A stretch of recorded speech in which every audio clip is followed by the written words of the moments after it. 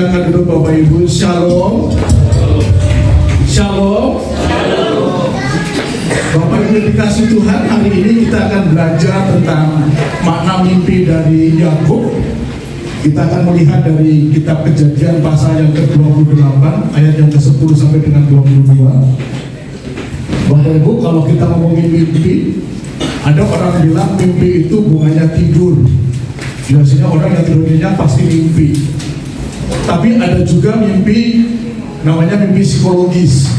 Biasanya orang yang menginginkan sesuatu, saking pengennya, masuk ke dalam hati dan pikirannya, dan itu akan ketika tidur, itu akan kebawa dalam mimpi. Itu mimpi psikologis. Tapi dalam konsep perjanjian lama, seringkali Tuhan menggunakan mimpi untuk Tuhan melawat umatnya. Ada pesan Tuhan yang mau Tuhan nyatakan. Lalu bagaimana dengan mimpi Yakub di Betel? Nah, kita akan membaca ayat yang ke-10 sampai dengan 22 dari Kejadian 28 ayat yang ke-10. Maka Yakub berangkat dari Beersheba dan pergi ke Haran. Ia sampai di suatu tempat dan bermalam di situ karena matahari telah terbenam. Ia mengambil sebuah batu yang terletak di tempat itu dan dipakainya sebagai alas kepala, lalu membaringkan dirinya di tempat itu. Maka bermimpilah ia, di bumi ada didirikan sebuah tangga yang ujungnya sampai di langit, dan tampaklah malaikat-malaikat Allah turun naik di tangga itu. Ayat yang ke-13, berdirilah Tuhan di sampingnya dan berfirman, Akulah Tuhan Allah Abraham nenekmu dan Allah Ishak. Tanah tempat engkau berbaring ini akan kuberikan kepadamu dan kepada keturunanmu. Keturunanmu akan menjadi seperti debu tanah banyaknya, dan engkau akan mengembang ke sebelah timur, barat, utara, dan selatan. Dan olehmu serta keturunanmu semua kaum di muka bumi akan mendapat berkat. Sesungguhnya aku menyertai engkau, dan aku akan melindungi engkau kemanapun engkau pergi, dan aku akan membawa engkau kembali ke negeri ini. Sebab aku tidak akan meninggalkan engkau, melainkan tetap melakukan apa yang kujanjikan kepadamu. Ketika Yakub bangun dari tidurnya, berkatalah ia, sesungguhnya Tuhan ada di tempat ini dan aku tidak mengetahuinya. Ia takut dan berkata, alangkah dahsyatnya tempat ini. Ini tidak lain dari rumah Allah, ini pintu gerbang surga. Keesokan harinya pagi-pagi Yakub mengambil batu yang dipakai sebagai alas kepala dan berdiri itu menjadi tugu dan menuangkan minyak ke atasnya. Ia menamakan tempat itu Betel, dahulu nama kota itu Luz. Lalu bernasarlah Yakub, jika Allah akan menyertai dan akan melindungi aku di jalan yang kutempuh ini, memberikan kepadaku roti untuk dimakan dan pakaian untuk dipakai, sehingga aku selamat kembali ke rumah ayahku, maka Tuhan akan menjadi Allahku, dan batu yang kudirikan sebagai tugu ini akan menjadi rumah Allah. Dari segala sesuatu yang kau berikan kepadaku akan selalu kupersembahkan 1/10 kepadamu.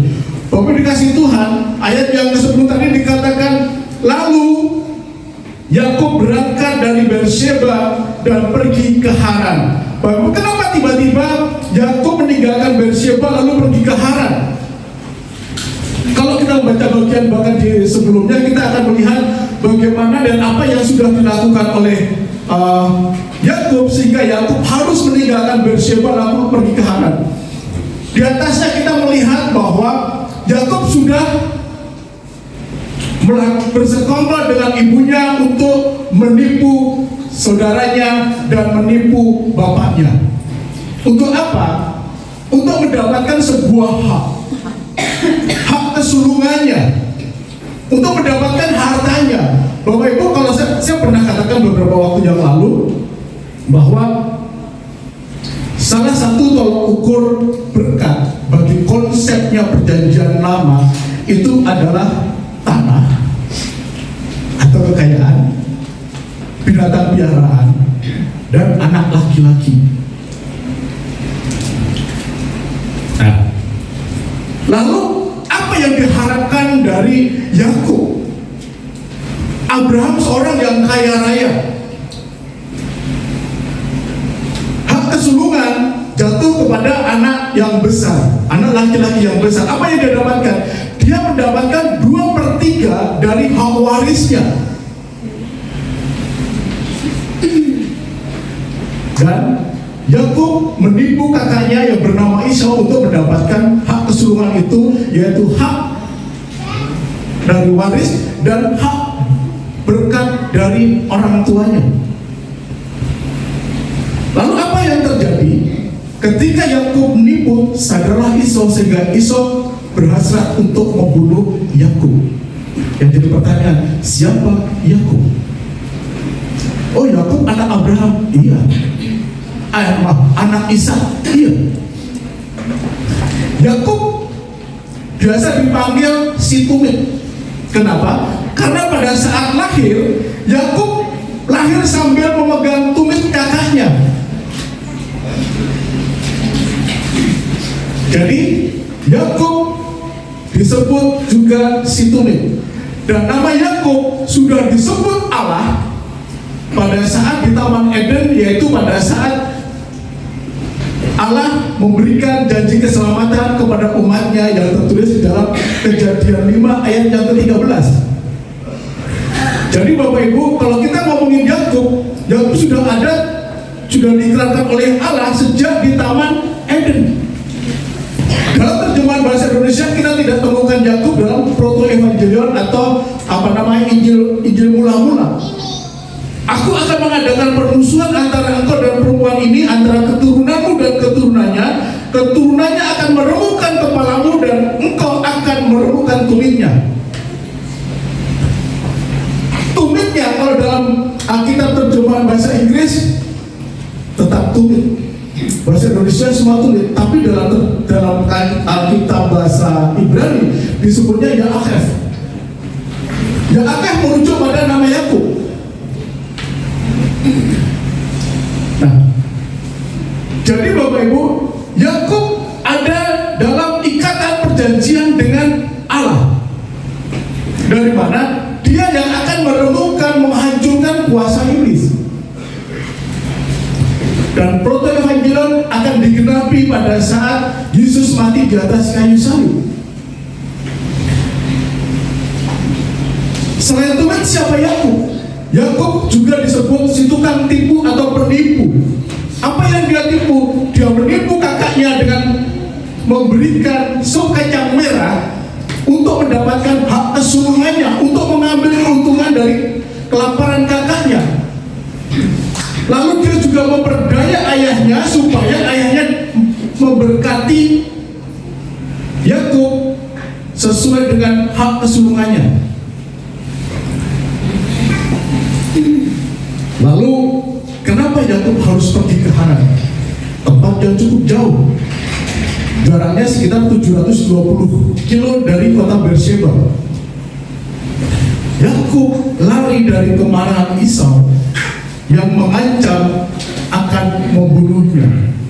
Esau menaruh dendam kepada Yakub karena berkat yang telah diberikan oleh ayahnya kepadanya.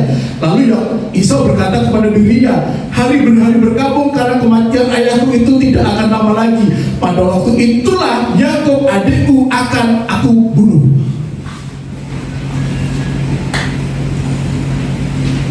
Dalam perjalanan ke Haran, kalau kita melihat tata bahasa dan lain-lainnya, Yakub pergi ke Haran, dia pergi seorang diri, tidak membawa kekayaannya. Dia membawa dirinya sendiri.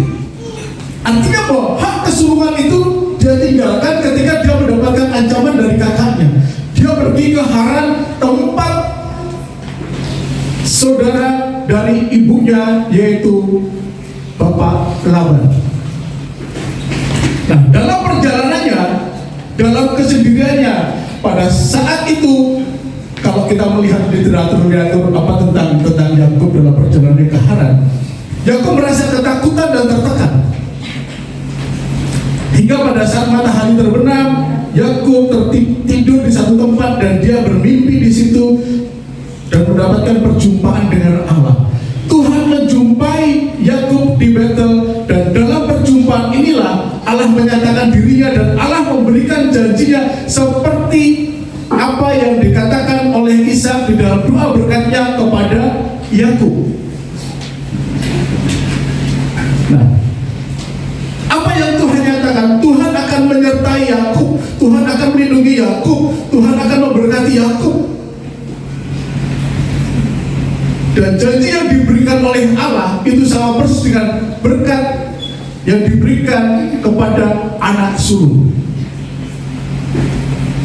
Yang jadi pertanyaan, kalau kita melihat di sini, mungkin kita bertanya-tanya, loh, Yakub kan penipu, kok Allah memberkati? Apakah Allah mentoleransi dengan dosa?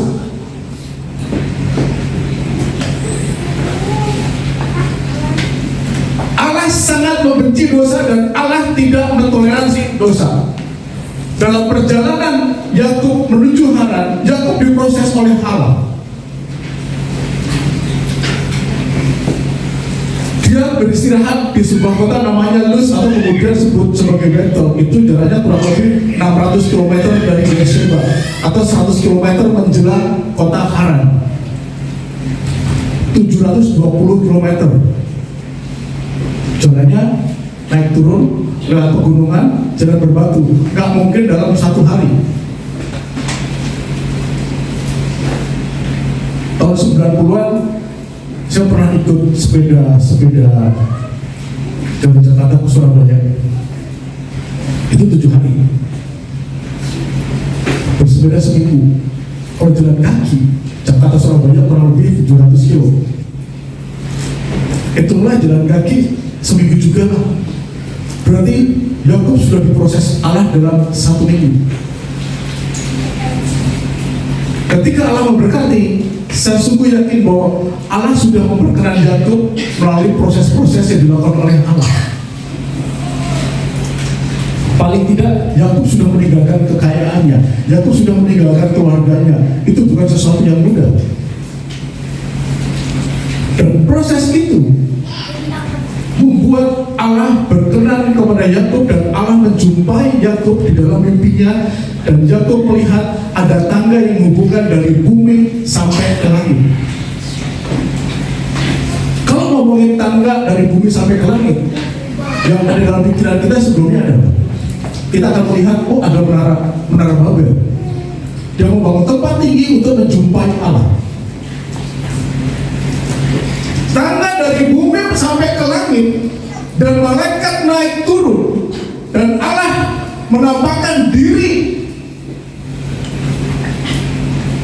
di tempat tertinggi dari tangga itu. Tangga sampai ke langit.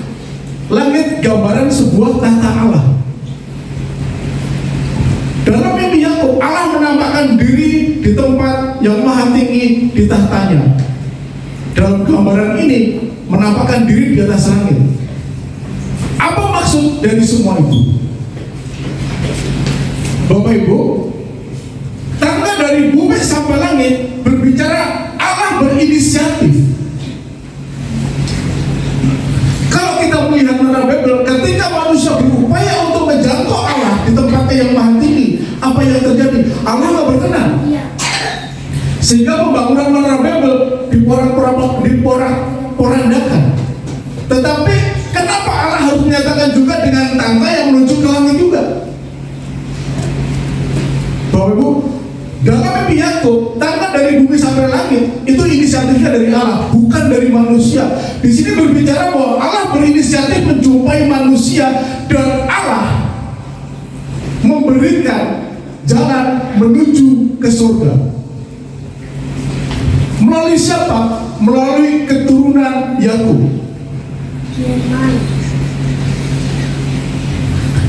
Jadi Bapak Ibu, inisiatif Allah untuk menjumpai manusia, upaya surga untuk menjangkau manusia. Kenapa? Karena manusia tidak bisa menjangkau surga. Kalau Allah berinisiatif menjangkau manusia, atau dari surga ke bumi untuk menjangkau manusia, artinya bahwa surga adalah anugerah. Jadi Bapak Ibu, ketika Allah menyatakan memberikan penglihatan kepada Yakub tentang tangga dari bumi sampai surga, itu berbicara Allah memberikan anugerah kepada manusia, ada jalan menuju ke surga. Jalannya siapa? Jalannya dari keturunan Yakub. Bapak Ibu, tangga menggunakan kata Shu'am. Dalam huruf-huruf di Hebrew, di Ibrani, setiap huruf memiliki nilai, namanya gematria. Nilai Shu'am itu memiliki nilai 130. Dan hal yang sama yang memiliki nilai 130 adalah kata Sinai. Jadi Shu'am itu disejajarkan dengan Sinai. Apa yang terjadi di Sinai? Adanya perjanjian Sinai antara Allah dengan Musa, dan Allah memberikan hukum 10 sebagai hukum Torah kepada Musa.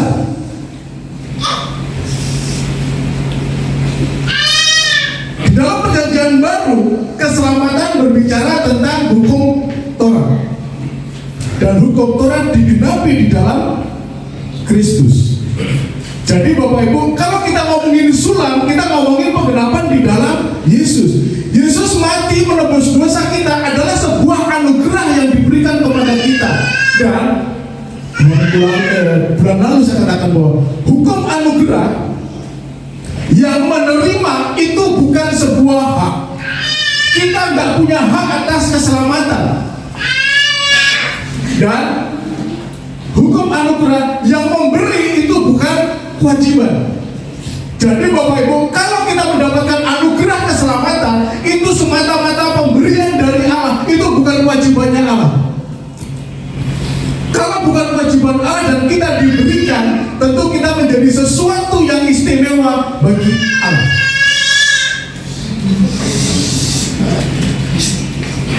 Jadi Bapak Ibu, kalau kita ngomongin tangga dari bumi sampai surga, upaya Allah untuk menjangkau manusia.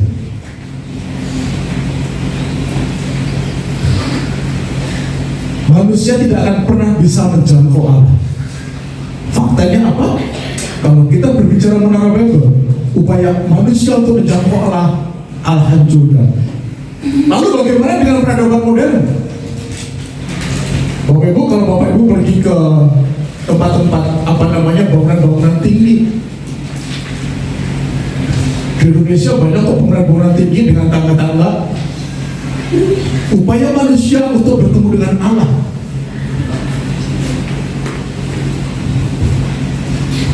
Anugerah Tuhan bukan sekedar keselamatan, tetapi anugerah Tuhan dinyatakan dalam janjinya kepada Yakub.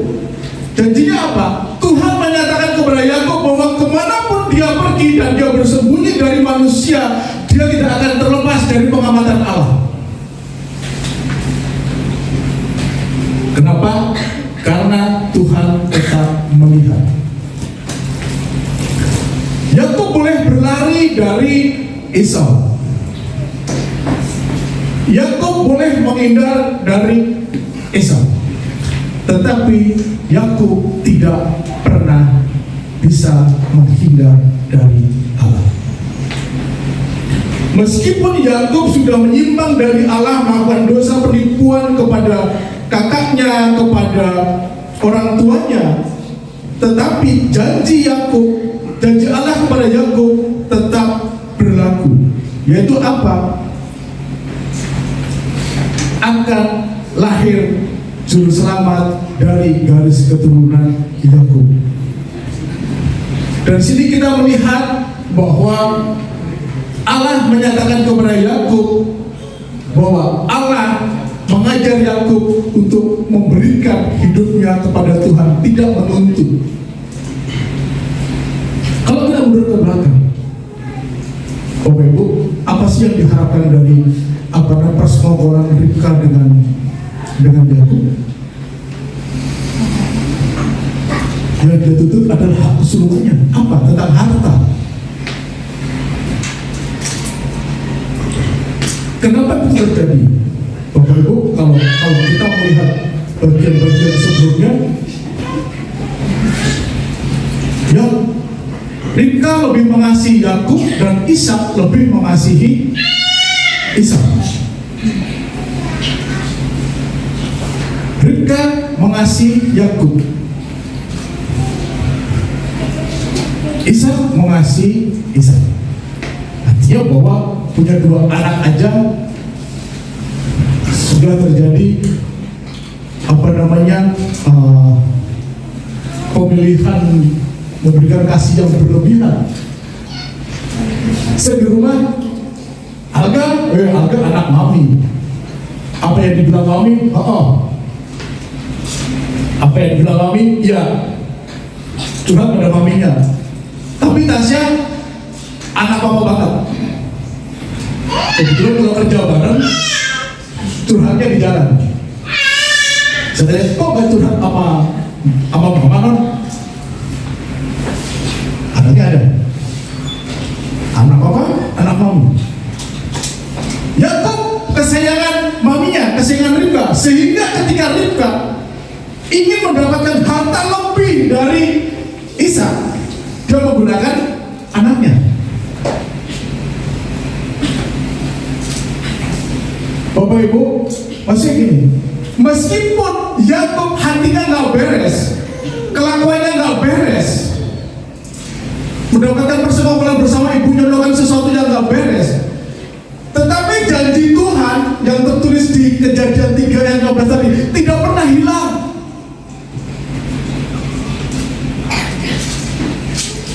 Akan lahir juru selamat dari garis keturunan Yakub. Meskipun Yakub terjadi penyimpangan terhadap Allah, tetapi janji itu nggak pernah hilang.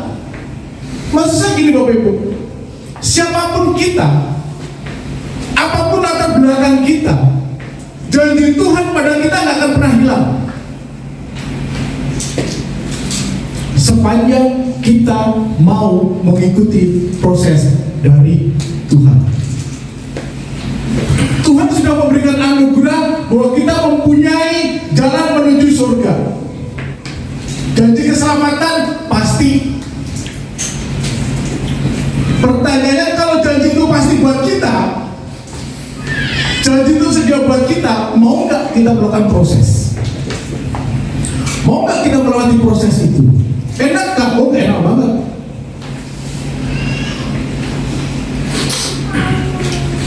Bapak Ibu, untuk jadi orang percaya, untuk ibadah di luar sana banyak tempat masih susah. Ibadah masih sulit. Itu bagian dari proses.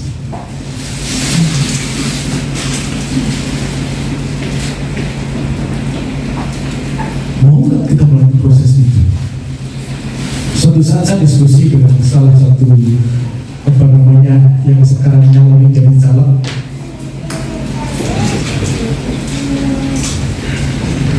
Ngomong tentang tempat ibadah.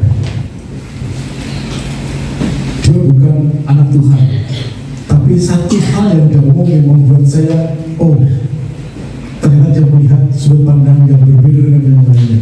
Dia katakan gini, orang Kristen kalau nggak susah, imannya bertumbuh. Kenapa? Dalam kondisi nyaman, dalam kondisi baik-baik saja, dalam kondisi tenang-tenang saja, yuk kita lihat ada masalah dengan kondisi nyaman, jodoh kita seperti apa? Tentu beda. Pergaulan kita dengan Tuhan seperti apa? Oh, tentu beda. Jadi bahwa orang Kristen dalam kondisi terdesak, imannya akan bertumbuh.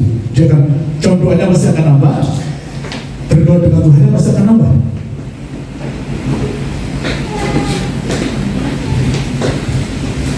Yakub pun seperti itu. Dalam kondisi terdesak, dia bersyukur kepada Tuhan. Saya yakin. Kenapa? Faktanya Tuhan menjumpai Bapak Yakub.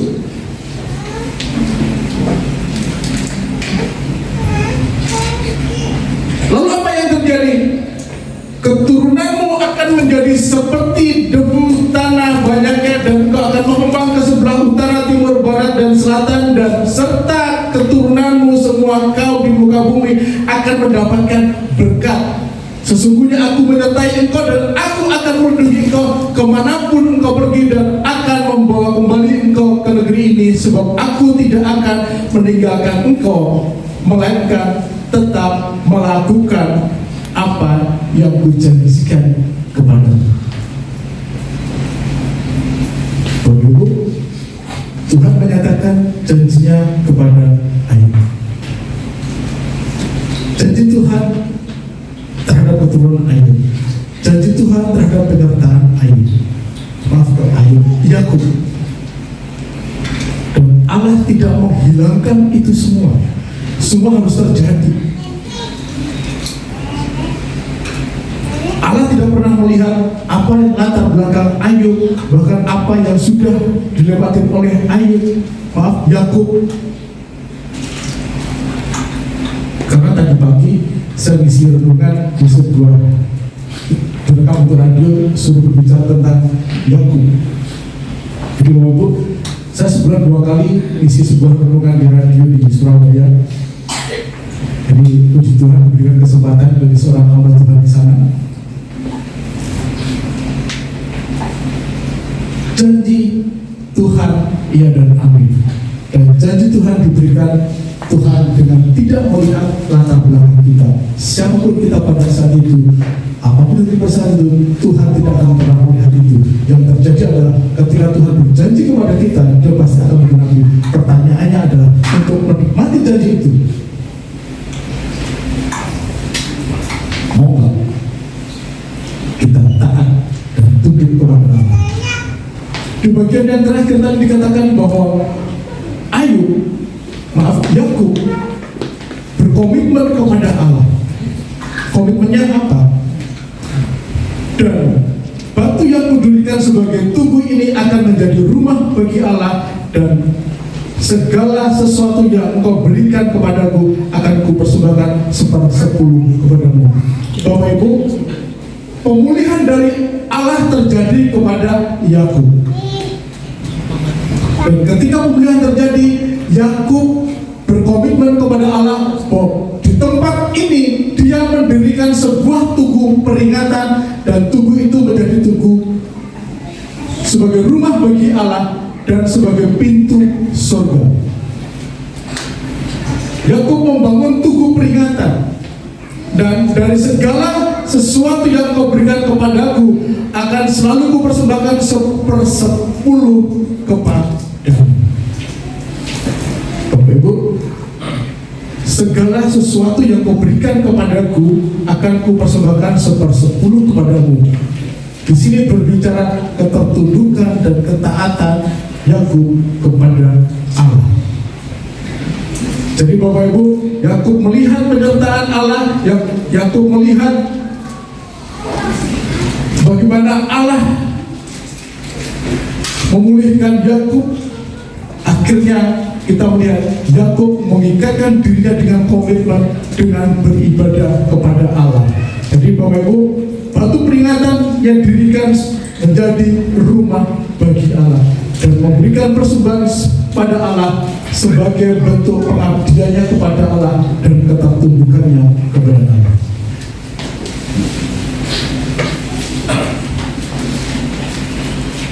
Mau nggak Bapak Ibu kita mengikatkan diri kita dengan komitmen kita tunduk dan taat kepada Allah?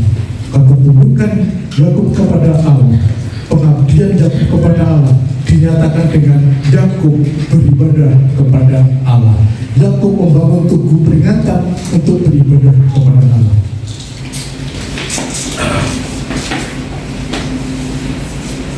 Kalau Tuhan menjagaku dan Tuhan memeliharaku, maka Engkau akan menjadi Allah bagiku.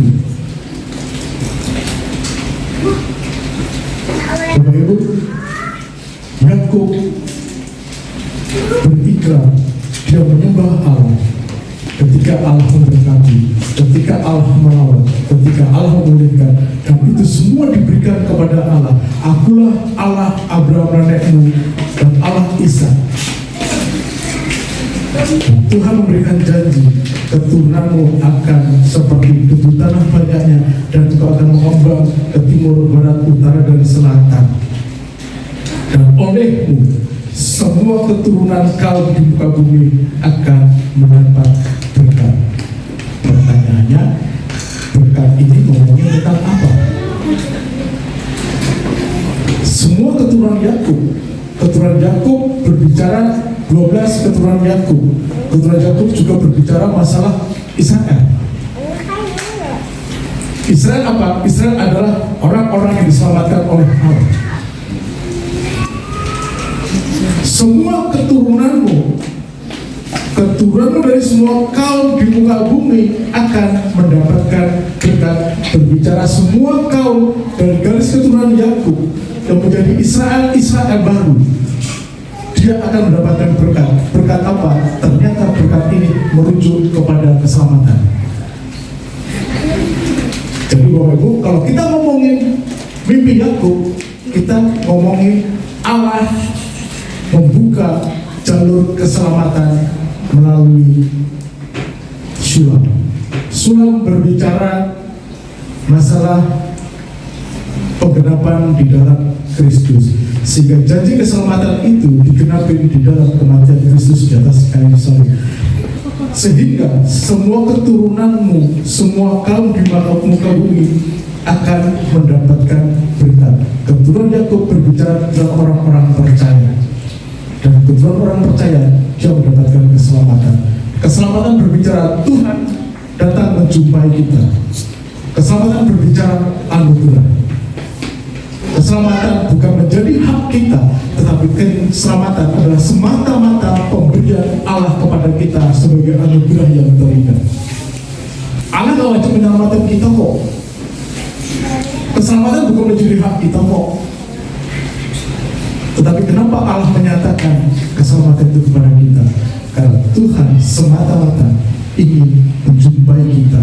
Tuhan semata-mata mau menyatakan kasihnya kepada kita, dan Tuhan semata-mata mau menggenapi janjinya kepada setiap kita. Apa janjinya? Semua keturunan dari kaum Yakub dia beroleh berkat, yaitu keselamatan. Lalu kalau kita sudah dapat keselamatan itu, apa yang mau kita lakukan? Kalau kita melihat dalam perjalanan Yakub semakin hari semakin mengenal Tuhan. Kalau kita melihat bagian-bagian setelah itu, Yakub semakin hari mengenal Tuhan, semakin dekat dengan Tuhan. Kalau kita sudah mendapatkan anugerah keselamatan, bagaimana dengan kita? Keselamatan diberikan kepada kita, iya. Tapi bagaimana pengenalan kita kepada Allah?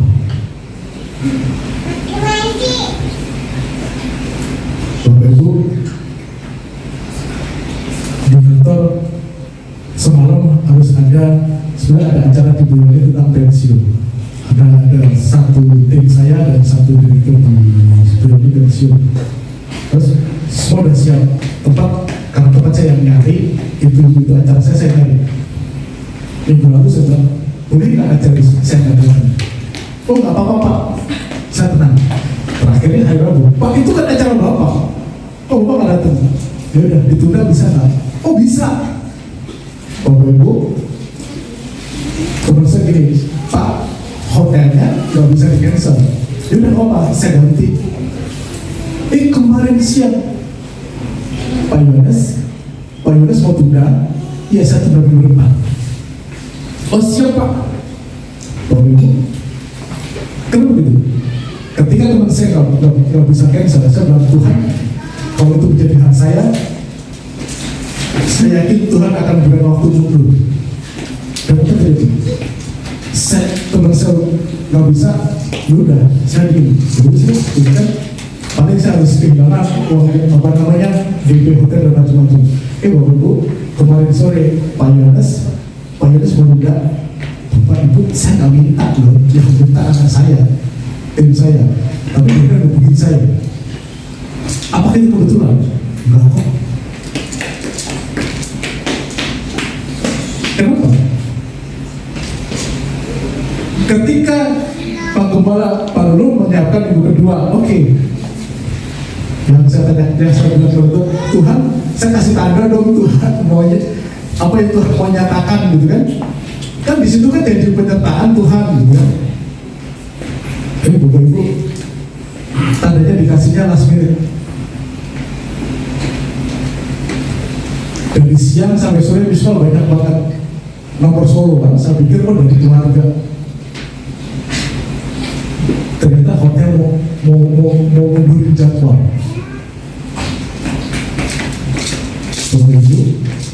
Kalau kita mau diproses Tuhan, saya belajar untuk mau diproses Tuhan. Tapi seringkali itulah kebodohan saya.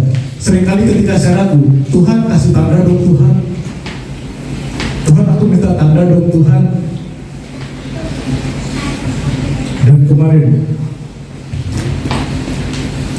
saya yakin kalau nggak bisa, saya mau kemana, saya nggak bisa, saya akan flight paling malam dari Jogja Jakarta ada malam. Saya yakin bisa, gitu kan? Gak tahu hari Selasa saya dapat tiket itu panik saya, gak dapat tiket. Udah deh, saya sebentar di belakang ini. Itu ketika hal kecil pun kita berharap kepada Tuhan, bersandar kepada Tuhan, hal sekecil apapun Tuhan jaga. Dan diharapkan Yakub adalah hak kesulungan, yaitu berkat dari orang tuanya dan hak warisnya Tuhan berikan, bahkan melebihi dari hak kesulungan itu. Kenapa itu terjadi? Ketika Yakub mau berkorban. Aku berkorbannya adalah hak yang menjadi hak dia sebagai orang yang sudah menerima hak kesulungan ditinggalkan. Harta bendanya dia tinggalkan. Dan apa yang terjadi? Ketika Yakub meninggalkan itu semua, Tuhan memulihkan, semuanya dipulihkan oleh Tuhan.